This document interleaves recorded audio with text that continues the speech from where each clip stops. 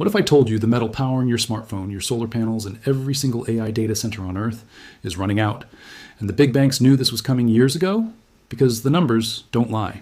And right now, those numbers should terrify every investor who isn't paying attention. Welcome back. If you're new here, this channel is about protecting your wealth before the mainstream catches on. Today, we're going deep on silver. Not the silver of the past, not the sleepy metal sitting in jewelry stores. We're talking about the silver that is now at the absolute center of the AI revolution, the green energy transition, and a global supply crisis that has been building for 6 straight years. The Silver Institute has confirmed it. 2026 marks the 6th consecutive year of a structural supply deficit. And this time, the forces driving demand are not cyclical. They're permanent. They're accelerating. And most retail investors still have no idea. By the end of this video, you will understand exactly what's happening, why it matters for your financial future, and what serious investors are doing right now to position themselves ahead of the crowd. Let's get into it. Let's start with the raw data, because this is where most financial media fails you. They give you the headline price. They don't give you the structural story underneath it. Here's what's actually happening. From 2021 to 2025, the global silver market ran a cumulative deficit approaching 800 million ounces. That's not a rounding error. That is nearly an entire year of global mine production. Just gone. Consumed. Drawn down from stockpiles that took decades to build. In 2025 alone, the shortfall was estimated at around 95 million ounces. In 2026, the Silver Institute projects another deficit of approximately 67 million ounces, making it 6 years in a row where the world needed more silver than it could produce. But here's what almost nobody is telling you. When a market runs a sustained deficit, it doesn't just mean prices go up. It means the buffer disappears. It means the world's industrial users, the solar manufacturers, the chip fabricators, the EV producers, stop drawing from stockpiles and start competing directly for the physical metal that comes out of the ground. And right now, roughly 70% of silver is mined as a byproduct of other metals: copper, zinc, lead. That means when silver prices rise, miners don't automatically dig more silver, they dig more copper. Silver supply simply cannot respond to price signals the way other commodities can. That ceiling is hard. That ceiling is structural. Now pay attention, because this changes everything. For years, the silver story was about solar panels. And solar is still a massive driver. We'll get to that in a moment. But in 2025 and 2026, a new and entirely unexpected force entered the picture: artificial intelligence.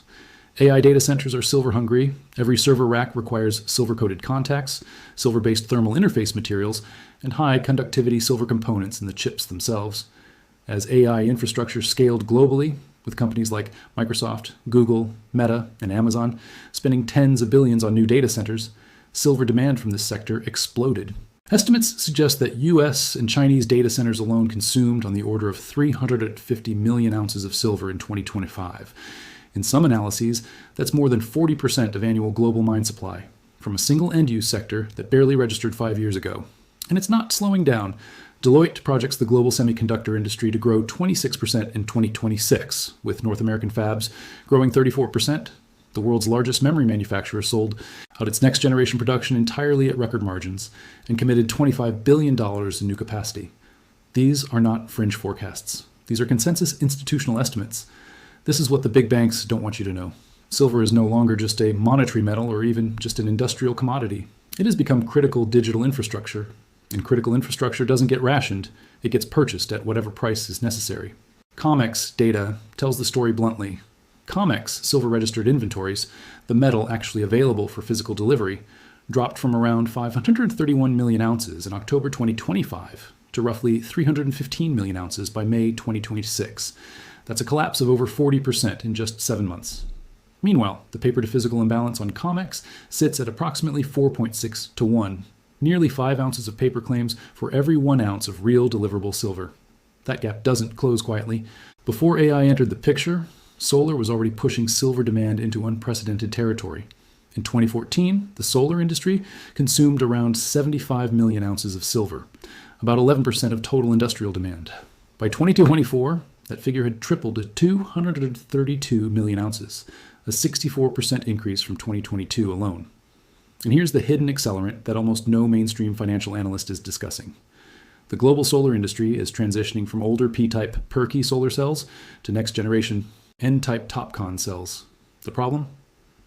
TOPCon cells require significantly more silver per unit to manufacture. Each megawatt of solar capacity already requires between 2,000 and 3,000 ounces of silver. As global solar installations now exceed 600 gigawatts annually and continue to grow, the arithmetic becomes brutal. A 2025 study published in the Journal of Power Sources forecasts that by 2030, silver supply may meet only 62 to 70% of total demand. Read that again. The world could be producing barely 2/3 of the silver it needs within 4 years. Now, some analysts point to silver thrifting, the efforts of solar manufacturers to reduce the amount of silver per panel to cut costs. And yes, that's happening. But here's the catch. Even with per unit reductions, the sheer volume of new installations consistently outpaces whatever efficiency gains manufacturers achieve. The solar industry's silver problem isn't going away. It's getting compressed into a tighter and tighter window. The IEA sees global solar capacity quadrupling by 2030. The silver to build it has to come from somewhere. And right now, the market cannot find enough of it. And let's talk about the structure of the silver market itself, because this is where things get genuinely alarming. The COMEX Futures Exchange in New York is where silver's global price is set. But here's the uncomfortable truth. The COMEX primarily trades paper contracts. For every 1 ounce of physical silver in its registered vaults, there are approximately 4.6 ounces of paper claims outstanding. That's an enormous amount of leverage sitting on a shrinking physical base. In March 2026, COMEX silver contracts faced what traders described as a near zero inventory. Squeeze, registered deliverable silver fell below the critical 90 million ounce threshold to around 86 million ounces, while open interest in expiring contracts stood at over 52 million ounces. The mathematics of physical delivery were becoming existential. But here's what makes this situation even more precarious. And this story barely made the mainstream financial press. At the start of 2026, China implemented export restrictions on refined silver, requiring exporters to be large state-approved companies with annual production capacity exceeding 80 tons. China controls an estimated 60 to 70% of the global refined silver market. With one regulatory stroke, hundreds of smaller exporters were effectively shut out of international trade. The consequences were immediate. China's silver imports in the first 2 months of 2026 surged to their highest level in 8 years. Shanghai exchange inventories fell to decade lows. A regional premium of 12 to 13% above Western paper prices emerged. A clear signal that physical buyers in Asia were willing to pay dramatically more than the published futures price to secure actual metal. East is flowing west no longer. The physical silver is moving east, and the West is left competing for what remains. So what happens from here? Let's be clear-eyed and look at 3 realistic scenarios, because the range of outcomes in this market right now is unusually wide. Scenario 1, the controlled grind higher. This is the base case held by most institutional analysts. The structural deficit persists. COMEX inventories continue declining, but no single dramatic squeeze event occurs. Silver consolidates above $78 to $80 per ounce, its recent floor, and grinds higher through the second half of 2026 as industrial demand continues to absorb available supply. JP Morgan projects an average of $81 per ounce for the year. The Reuters consensus poll sits at $79.50. In this scenario, silver delivers solid returns, and patient holders of physical metal are well rewarded. Scenario 2, the physical squeeze ignition. This is where it gets dramatic, and based on the COMEX data, it is not a tail risk. It's a live possibility. If physical delivery demands on COMEX continue at their current pace while registered inventories keep shrinking, you could reach a point where the exchange simply cannot fulfill delivery obligations. When that happens, even the credible threat of it, price discovery shifts violently. Silver's all-time high of 121.64 was reached in January 2026. In this scenario, a retest and breach of that level is not speculation. Bank of America has published a bull case scenario of $309 per ounce based on gold-silver ratio compression alone. David Hunter, a widely followed macro strategist, targets $180. Under this scenario, investors holding physical silver or quality mining equities would see transformational returns. Scenario 3, the macro reversal. This is the bear case, and intellectual honesty demands we include it. If a global recession materializes, triggered by trade war escalation, a credit event, or a sharp contraction in industrial activity, silver's industrial demand component would weaken. Solar and EV buildouts could slow. Data center capex could be deferred. In this scenario, silver could retrace toward the $54 to $60 support zone. However, and this is critical, Even in a recession scenario, the structural deficit doesn't disappear overnight. The mining supply constraint is permanent, which means any recession-driven dip in silver would likely be a buying opportunity, not a structural breakdown. Let's be practical, because the goal of this channel is not just to inform you, it's to help you think clearly about what to do with this information.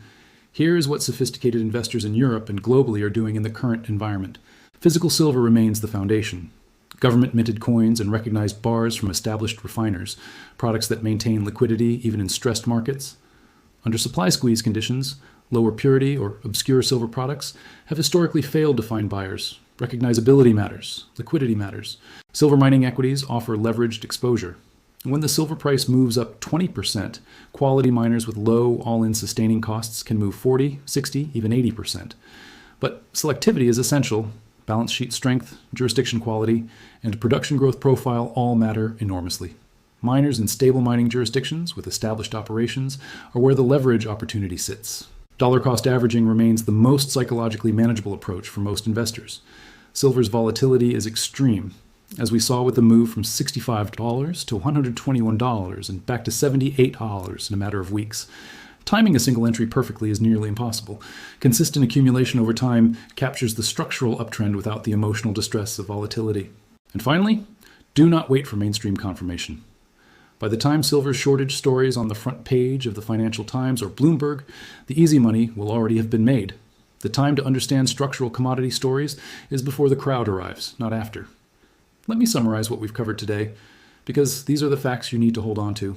6 consecutive years of silver supply deficits, a cumulative shortfall approaching 800 million ounces, AI data centers consuming silver at a scale that wasn't in anyone's forecast just 3 years ago, solar demand growing even as thrifting attempts to slow it, COMEX registered inventories down more than 40% in 7 months, China restricting silver exports while simultaneously importing at 8-year highs, and a paper-to-physical imbalance on futures exchanges that cannot persist indefinitely. The silver market is not broken, but it is under extraordinary structural pressure, the kind of pressure that, historically, has preceded significant repricing events. The question is not whether silver prices will reflect this reality. The question is whether you will be positioned before they do. If this analysis added value for you today, and I believe it did, here's what I need you to do right now. Drop the word silver in the comments below. It tells us you're serious, and it tells the algorithm this content is worth sharing with more people who need to hear it. Subscribe and hit the notification bell because we cover these stories when they're still actionable, not after the fact. And if you want to go deeper, watch our video on the gold-silver ratio and what it's telling us right now. The link is on screen. Stay sharp, protect your wealth, and we'll see you in the next one.